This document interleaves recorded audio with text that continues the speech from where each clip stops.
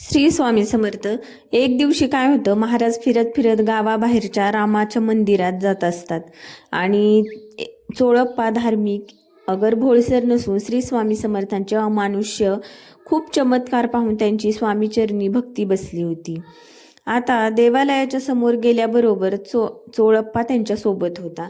सकाळचे 7 वाजण्याचे सुमारास झाडावर एक चिमणी चिवचिव करत बसली होती आणि तिच्याकडे महाराजांनी पाहून आज्ञा केली की अगं, आम्ही गावात जाऊन येईपर्यंत तू इथेच राहा, येथून हलू नको.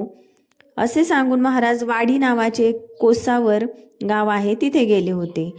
12 वाजता महाराज वाडीहून लिंबाच्या झाडाखाली आले आणि चिमणी आज्ञेप्रमाणे तशीच बसली होती. तुला भूक लागली असेल, आता जा, म्हणून महाराजांनी आज्ञा करताच ती चिमणी भुरकन उडून गेली. ही लीला पाहून चोळप्पा आश्चर्याने चकित झाला.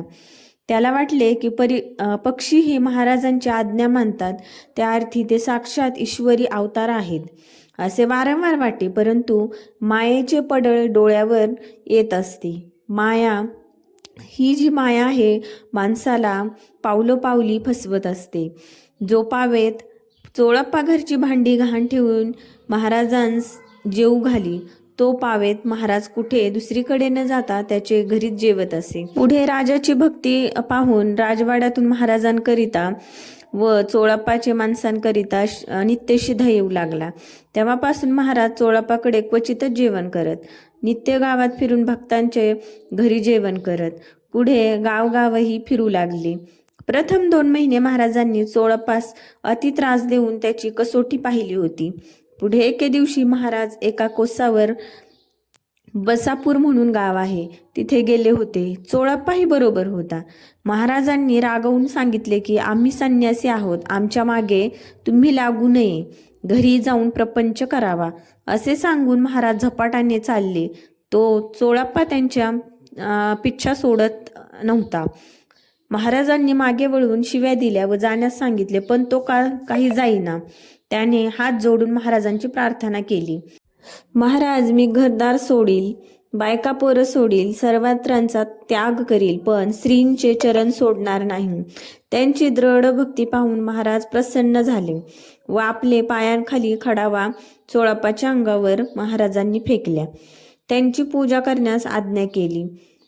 चोळप्पा भक्तीने पादुकांची पूजा करू लागला आणि पुढे गावातील आजारी संबंधी व्याधीग्रस्त लोकांस चोळप्पाचे घरी पादुका आहेत, त्यांचे दर्शनाने व्याधी निरसन होते असे दृष्टांत होऊ लागले व खुद्द महाराजांचीही अगाध कीर्ती सर्वत्र पसरू लागली. मंडळी, महाराजांच्या लीला अगाध आहेत आणि पुरा समुद्र सुद्धा आपल्याला त्यांचे कीर्ती आणि त्यांच्या लीला लिहिण्यासाठी अपुरा पडेल एवढ्या महाराजांच्या, आपल्या ब्रह्मांड नायकाच्या लीला अगाध आपल्याला पाहायला मिळतात. बघा, एका चिमणीला देखील ते येऊस्तर म्हणजे दुसऱ्या गावी आपले स्वामी गेले होते आणि तिकडनं येऊस तर एका चिमणीला स्वामींनी एका जागेवर बसवले. म्हणजे एवढे पक्षी सुद्धा त्यांची आज्ञा पाळतात.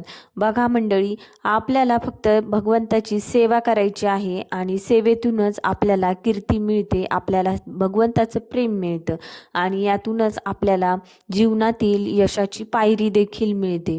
जीवनात जर यशस्वी व्हायचं असेल किंवा आपल्याला काहीतरी मिळवायचं असेल, समाधानी राहायचं असेल जीवनात, तर भगवंताशिवाय आपल्याला पर्याय नाही. त्यामुळे स्वामींचे चरण धरा आणि स्वामी नामाचा जप करा. स्वामी नामाच्या जपात एवढा मोठा गूढ अर्थ लपलेला आहे, तो आपल्याला केल्याशिवाय पर्याय नाही. किंवा बघा, आपल्याला जेव्हा आपल्याला एखादी गोष्ट करायची असते ती अनुभवातून आपल्याला कळत जाते. आपल्याला मी सांगते किंवा कुणीतरी सांगते म्हणून स्वामी नामाचा जप करून अनुभव येत नाही, तर स्वतः तुम्ही तुमच्या मनापासून जर तुम्ही स्वामी नामाचा जप केला तर नक्कीच तुम्हाला तुमच्या आयुष्यात अनुभव येतील आपल्या स्वामींचे. आणि तुमच्या जीवनात जे काही दुःख आहे किंवा कोणत्याही गोष्टीची अडचण असेल किंवा काहीही अडचणी असतील, जीवनात खूप घोर अंधकार असेल, तो नक्की स्वामी आपले नाहीसा करतात. मंडळी, आपल्याला आजची माहिती कशी वाटली नक्की सांगा. चॅनलला सबस्क्राईब करा आणि हा व्हिडिओ आवडला तर तुमच्या मित्रांपर्यंत नक्की शेअर करा. तोपर्यंत श्री स्वामी समर्थ रामकृष्ण हरी. धन्यवाद.